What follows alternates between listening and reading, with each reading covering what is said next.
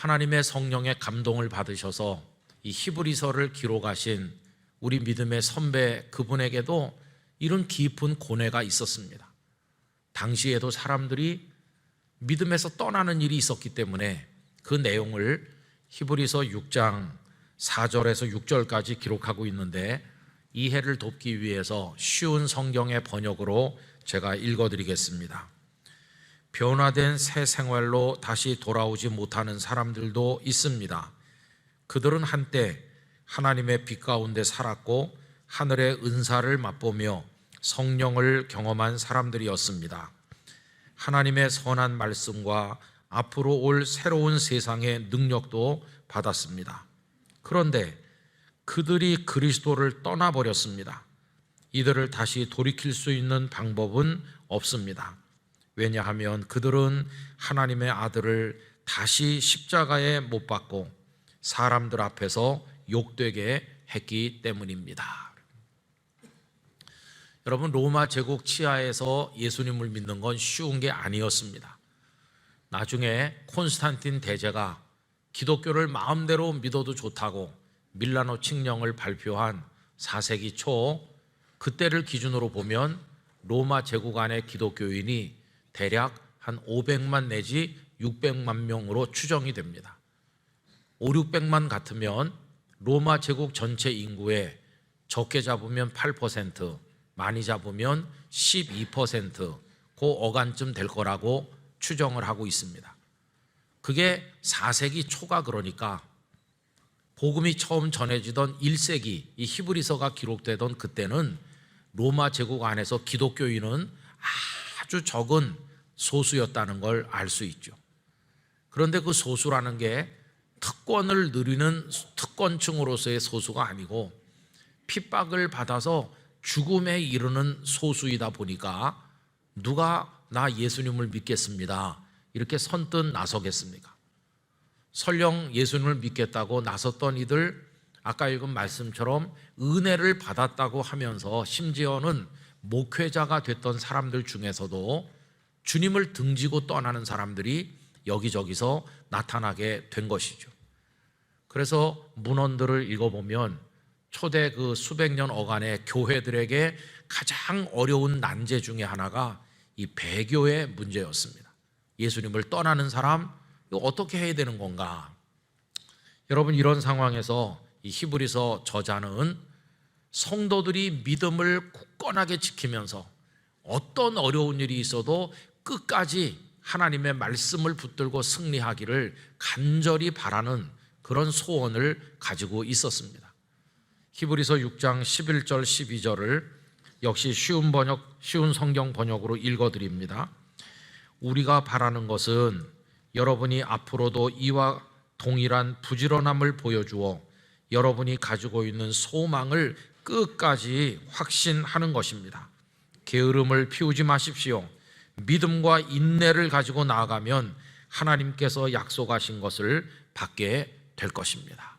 그래서 끝까지 믿음을 그 소망 중에 지켜야 된다고 역설하게 된 거죠.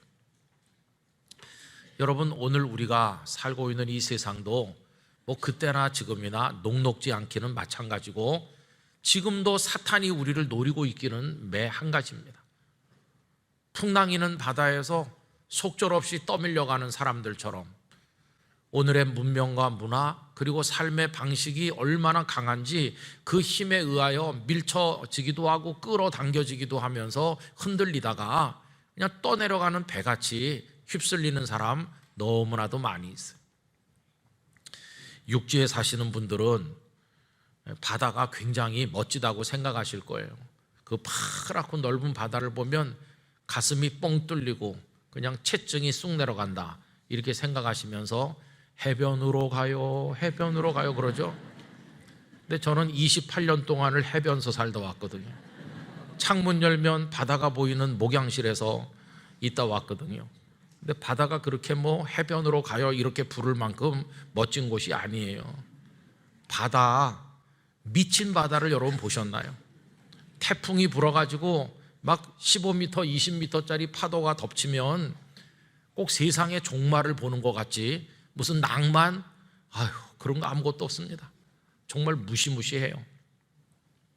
한 번은 태풍이 덮쳤는데 항구에 이제 자리가 없기 때문에 저쪽에 몇백 미터 떨어진 곳에 이렇게 배들을 두거든요. 그랬다가 이제 차례대로 접안해 갖고 화물도 내리고 하는 건데, 태풍이 왔는데 미처 피항하지 못한 배들이 여러 척 있었어요. 그 배가 뭐 요런 쪽 배가 아니고 큰 배잖아요. 근데 이 배가 그냥 그 큰 배가 산더미 같은 파도에 밀려가지고 그냥 수백 미터를 밀려오는 겁니다. 그러더니 그 배 바닥이 그 영도 섬 땅에 닿는 거예요. 가장자리까지 떠밀려 갖고는 이렇게 그냥 넘어지는 거죠, 옆으로. 여러분, 결국 그거 해결하는 방법은 시간이 많이 지난 다음에 철을 조각조각 분해하는 수밖에 없어요. 근데 문제는 거기 사람이 많이 타고 있다는 거죠. 그 배보다 2배 이상 높은 파도가 이렇게 덮치는데 그 안에 그냥 선원들을 두면 안 되잖아요. 근데 거리가 그렇게 먼 게 아닙니다. 육지에서 그 배가 넘어진 데까지 꼭 생각 같아서는 뛰어내려서 헤엄치면 금방 나올 것 같은 가까운 거리죠. 근데 그거 불가능하죠. 헬기들이 동원돼 갖고 막 줄을 내리고 사람들을 막 아슬아슬하게 건지는데, 그 바닷가에 사람들이 많이 나와서 간을 조리면서 이제 그 구조되는 걸 보고 있는데, 그렇게 줄에 매달려서 올라가다가 떨어지는 거예요. 그 집채만한 파도가 덮치거든요. 우리 눈앞에서 2명, 3명 그 물에 그냥 풍덩 하는데 없어요. 그 다음에 보면 그 파도가 잦아들고 보면 어디 갔는지 없는 거예요. 그날 제가 2명인지 3명 그런 걸 보고 여러 날 후에 아주 먼 바다에서 주검으로 발견된 필리핀 선원들, 그래서 그 영도에 있는 어느 병원 영안실에 그들을 안치한 걸 보았습니다. 여러분, 풍랑이는 파도, 그 바다, 광풍이 있는 바다는 무서운 거예요. 근데 이 세상이 지금 그런 거죠. 거기 내가 지금 떠 있는데 떠내려가지 않고 믿음에 파선하지 않고 내가 하나님의 은혜의 항구에까지 접안해야 되는데 이거 어떻게 하면 되나? 여러분, 방법은 배가 그 자리에서 휩쓸리지 않기 위해서 하는 거가 아주 크고 잘 만들어진 닻을 바다 밑으로 내리는 겁니다. 그러면은 다시 그 배를 잡아주는 거예요. 잡아줘서 흔들리지만 휩쓸려 가지는 않거든요. 근데 오늘 성경 말씀에 보면 우리들에게도 믿음의 닻이 있다고 말씀하시는 겁니다. 그게 뭐냐 하면 하나님께서 우리에게 주신 약속의 말씀, 그리고 그 약속을 반드시 이루어 주겠다고 하시는 맹세의 말씀, 이 2가지가 우리가 붙들어야 될 소망의 닻이라고 말씀하는 거죠. 궁극적으로 표현하면 하나님 그분이 우리에게 닻이 되신다는 것이에요. 하나님이 우리가 붙들어야 될 닻이 되신다. 여러분, 하나님께서는 우리에게 약속을 주십니다. 너 나를 잘 믿으면 내가 너에게 이렇게 해주겠어 라고 약속하시는데, 오늘 이제 모델로 등장한 분이 아브라함이거든요. 아브라함에게 주신 약속이 창세기 13장 15절에서 16절에 나옵니다. 보이는 땅을 내가 너와 네 자손에게 주리니 영원히 이르리라. 내가 네 자손이 땅의 티끌 같게 하리니 사람이 땅의 티끌을 능히 셀 수 있을진데 네 자손도 세리라. 자손과 땅의 약속을 주셨어요.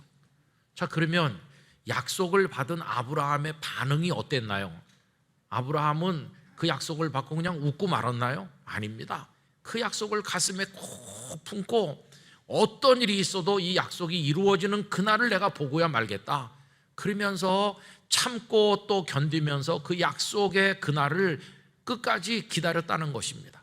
그게 이제 오늘 본문 15절이거든요. 여러분, 오늘 본문 15절 짧은 말씀인데 우리 다 같이 읽겠습니다. 그가 이같이 오래 참아 약속을 받았느니라. 아멘. 오늘 산부 예배 오신 여러분, 이 말씀을 그냥 외우시고 돌아가시기 바랍니다. 아브라함이 약속을 받은 다음에 그 약속이 이루어지기까지 오래 걸렸지만 오래 참아서 그 약속이 이루어지는 걸 눈으로 봤다는 거예요. 그가 가나안에 들어갈 때 75살인데 사라가 이삭을 낳아준 게 100살이니까 25년 동안 기다린 거예요.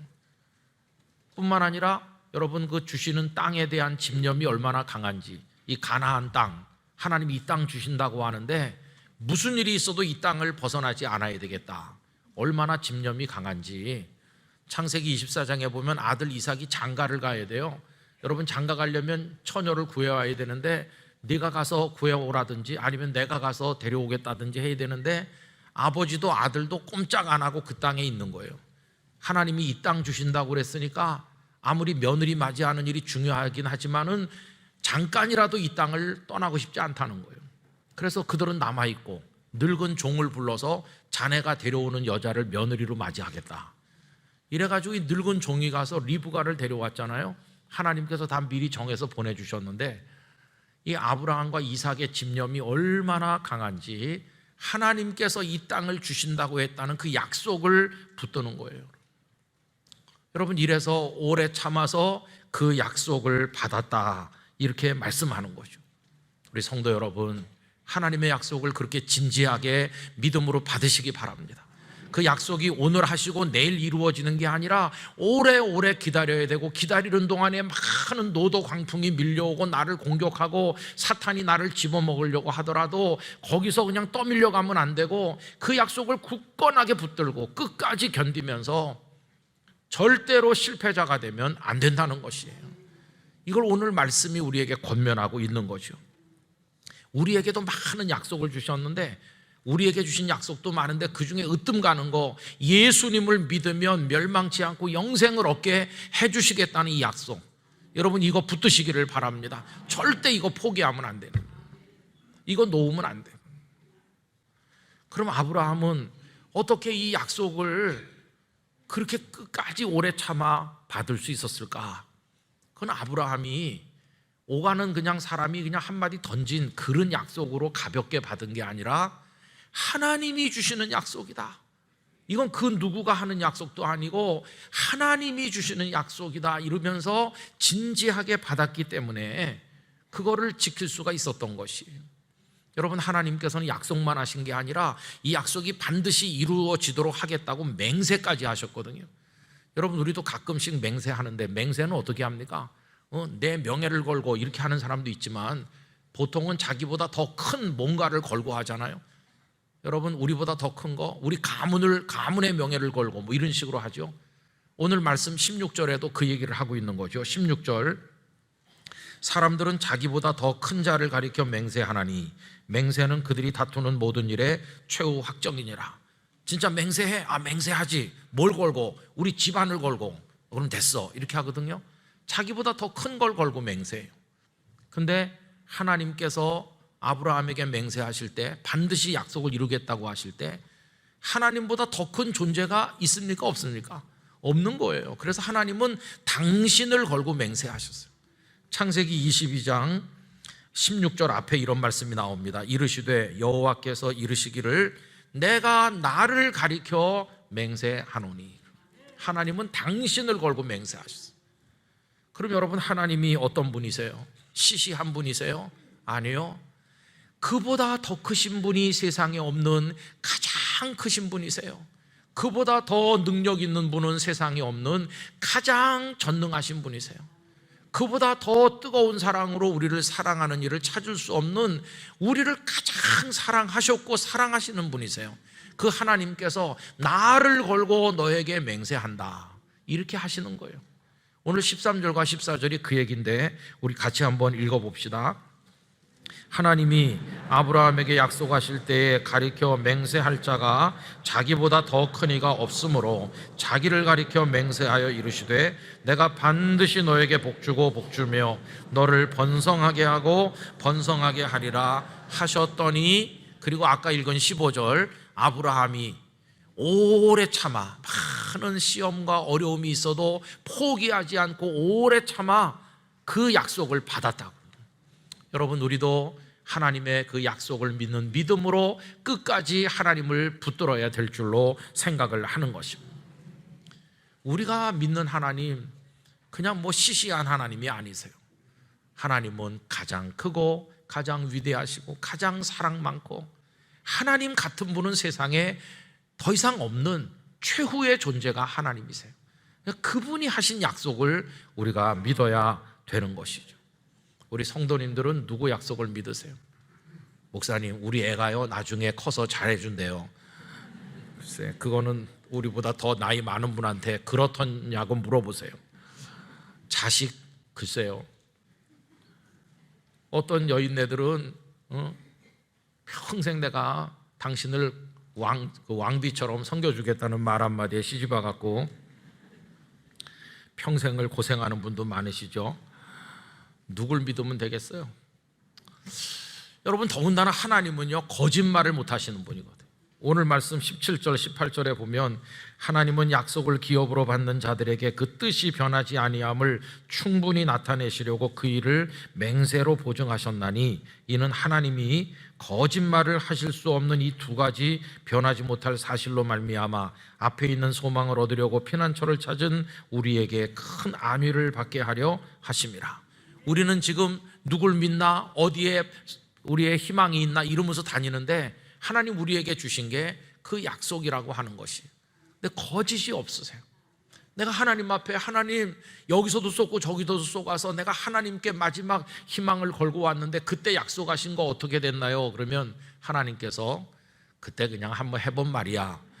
그럼 우리가 어떻게 되겠어요? 근데 하나님은 그런 분이 아니세요. 여기 약속과 맹세 이 두 가지가 결코 거짓이 아닌 끝까지 이루시는 하나님이시라 하는 거죠. 그래서 민수기 23장 19절 하나님은 사람이 아니시니 거짓말을 하지 않으시고 인생이 아니시니 후회가 없으시도다. 어찌 그 말씀하신 바를 행하지 않으시며 하신 말씀을 실행하지 않으시랴. 우리가 끝까지 믿을 수 있는 분 하나님 아버지십니다. 우리가 세상 사는데 뭘 믿긴 믿죠. 얼마 전에 제가 어느 가게에 가서 뭘 사면서 척 이렇게 카드를 냈더니 그 아가씨가 안 되는 건데요. 안 돼요? 이상한, 다시 해보시죠. 안 되는데요. 그래서 이제 못 썼어요. 그리고 며칠 있다 또 딴 데 가가지고 또 아무 생각 없이 카드를 냈더니 거기서도 안 되는 건데요. 그래서 이상하다. 왜 은행에 문제가 생겼나? 여러분, 은행에 문제가 생겼을까요? 저한테 문제가 생겼을까요? 은행은 아무 이상이 없고 나중에 가만히 보니까 이게 끝난 카드예요. 끝나. 날짜가 다 돼서 지났어요. 지난 카드를 자꾸 내미니까 이게 안 되는 거죠.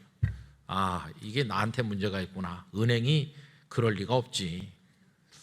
여러분, 은행이 그럴 리가 없죠. 그죠? 여러분 돈 맡았다가 안 줄 리가 없고 다 제때제때 이자 붙여서 주고 은행 믿으시죠? 근데요, 은행도 가끔 파산하는 수가 있습니다. 은행들도 가끔 파산해서 뉴스에 나오잖아요. 은행도 그렇게 100% 믿을 게 못 돼요. 그럼 누구 믿나? 예전에 제가 재무부 차관을 지내신 어떤 분을 알았는데 그분이 심장이 많이 안 좋거든요. 주변에서 걱정하면 괜찮아요. 내가 우리나라에서 심장의 제 첫 번째 권위자에게 그분이 제 주치의고 잘 돌봐준다고. 그분이 시키는 대로만 하면 괜찮다고 그래요. 아, 그러냐고. 그래도 얼마 후에 신문에 보니까 그분의 주치의 의사 선생님이 쓰신 글이 신문에 나왔더라고요. 야, 이분이 그 우리나라의 1인자구나. 그래서 그분의 글을 읽어보니까 심장은 이렇게 관리해야 된다. 뭐 그런 글을 쓰셨더라고요. 그리고 또 얼마 후에 보니까 그분이 또 나왔더라고요. 그 의사 선생님이. 근데 이번에는 글을 올린 게 아니라 그분이 세상 떠났다고 나온 거예요. 근데 제가 참 그게 잊혀지지 않는 게 오래된 일인데도 그 유명한 의사 선생님의 사인이 뭐냐 하면 심장병이래요.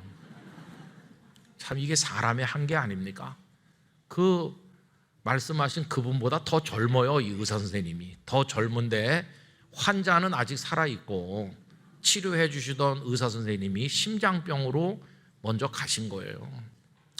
여러분, 사람이라고 하는 건 다 나도 너도 다 그래요. 세상에 우리의 남은 인생을 누구한테 맡기며 영원한 생명을 누구를 향해서 의지해서 나갈 것입니까? 여러분, 하나님 아버지뿐이세요. 하나님이 우리에게 소망의 닻이 되신다. 하나님을 붙들어야 된다. 그래서 오늘 말씀 19절은 이렇게 이야기하죠. 우리가 이 소망을 지금 가지고 있는데 이 하나님을 향한 소망을 가지고 있는 것은 마치 뭐와 같다고 그랬습니까? 영혼의 닷 같다. 우리 영혼이 막 흔들리지만 떠내려가지 않도록 우리를 묶어주는 닷 같고 튼튼하고 견고하여 휘장 안에 들어간다. 여러분, 여기 휘장은 예루살렘 성전에 성소가 있고 성소 더 안쪽에 마지막 가장 거룩하다는 지성소가 있죠. 근데 그 성소에는 매일같이 제사장이 들어가서 분향도 하고 진설병 떡도 놓고 뭐 이렇게 하잖아요. 거긴 매일 제사장이 들어가요. 그런데 그 성소보다 더 안에 있는 지성소, 지극히 거룩한 곳, 거기는 못 들어가요. 휘장이 두꺼운 게 쫙 가로막혀 있어요. 그런데 그 지성소가 하나님이 계신 자리다, 이렇게 상징하는 곳이고 하나님의 보좌라고 생각했거든요. 은혜를 입고 구원을 받고 용서를 얻으려면 그 보좌 앞에 나가야 되는데 휘장이 딱 가로막고 있는 거예요. 언제 갈 수 있느냐 하면 그들의 종교 달력으로 7월 10일 욤 키푸르라고 하는 대속죄일에, 그것도 또 딱 한 명 대제사장이 딱 한 번 들어가는 거예요. 백성들의 죄를 속하는 제사를 드리고 그 피를 양푼에 담아가지고 그 휘장을 들치고 들어가서 거기다가 이렇게 뿌리는 거죠. 그 외에는 언제나 다 닫혀 있어. 하나님으로 가까이 나가지 못하도록 그 휘장이 우리를 가로막고 있는 그런 모습이죠. 그런데 여러분, 놀라운 일이 있었죠. 우리 예수님께서 십자가에 달려 당신의 몸을 찢으시는 그날, 그리고 다 이루었다고 외치시면서 숨을 거두시는 그 순간 이 오래오래 가로막혀 있던 휘장이 쫙 찢어지면서 양편으로 벌려지는 순간 가운데 하나님께 나가는 은혜의 통로가 활짝 우리 앞에 열린 것이에요. 그 다음부터는 누구든지 예수님의 이름으로 은혜의 보좌 앞에 나갈 수 있고 회개할 수 있고 하나님을 의지할 수 있고 승리할 수 있도록 길이 열렸어요. 그게 여러분 마가복음 15장 37절 38절입니다. 예수께서 큰 소리를 지르시고 숨지시니라. 이에 성소 휘장이 위로부터 아래까지 찢어져 둘이 되니라. 갈라져서 더 이상 우리를 가로막지 못해요. 어떤 관습, 어떤 죄, 어떤 무엇의 휘장도 우리를 가로막지 못하고 이제 예수님의 이름으로 휘장 안에 들어가요. 예수님이 먼저 가셨고 우린 그 뒤를 따라가게 된 것이에요. 오늘 말씀 20절, 그리로 앞서가신 예수께서 멜기세덱의 반차를 따라 영원히 대제사장이 되어 우리를 위하여 들어가셨느니라. 이제는 예수님의 이름으로 하나님의 그 약속, 믿는 자는 멸망치 않고 영생을 얻게 할 것이라는 그 약속을 붙들고 이 죄악의 바다에서 떠내려 다니지 말고 끝까지 그 약속을 붙들고 믿음을 지키면 우린 반드시 하나님의 자녀로 영원한 생명의 구원을 얻게 될 것입니다. 우리가 붙들 분이 하나님뿐이세요. 코로나도 오고 지진도 오고 전쟁도 오고 우리 한국교회도 어렵고 대한민국도 어지럽고 북한도 저러고 있고 참 마음이 답답하잖아요. 그래서 이제 기도가 점점 짧아지고 뭐 할 말이 없어요. 기도가 점점 짧아지고 단순해지는 것 같아요. 그래서 하나님 어떻게 해야 되나요? 어떻게 해야 됩니까? 이렇게 기도가 그냥 짧지만 더 애절해지는 거죠. 하나님의 답변이 뭔지 아세요? 저에게 주시는 하나님의 답은 이겁니다. 내가 너의 답이다. 하나님이 우리의 답이에요. 모든 문제 하나님이 해결책이세요. 여러분, 하나님 말씀했습니다. 환난 날에 나를 부르라고. 어려울수록, 세상이 복잡할수록, 광풍이 더 요란하게 일고 풍랑이 더 높게 일어날수록 하나님을 더 절박하게 붙들어야 되고 믿어야 될 줄로 생각합니다. 하나님을 더 간절하게 부르시기를 바랍니다. 여러분, 소경 바디메오가 사람들이 조용히 하라고 막 야단치는데도 다윗의 자손 예수여 나를 불쌍히 여기소서 그러면서 더 간절하게 매달렸더니 주님의 은혜가 그에게 임하지 않았나요? 세상이 어지러울수록, 어두울수록 우리는 하나님께 소망을 두고 하나님을 더 굳건하게 붙들어야 될 줄로 믿습니다. 아브라함처럼 오래 참으면서 이 믿음의 말씀 저버리지 말고 절대로 뒤로 물러가지 말고 끝까지 믿음의 자리를 지키셔야 됩니다. 그렇게 할 때 그 약속이 이루어지는 그날을 우리는 반드시 목도하게 될 줄로 믿습니다. 이 몸의 소망 무엇인가? 우리 주 예수뿐일세. 여러분, 주님께 소망을 두고 하나님 우리의 소망의 닻으로 삼아 풍랑이는 바다에서도 언제나 그 자리에서 믿음을 지키는 의연한 영락의 성도들이 되시기를 진심으로 축원합니다.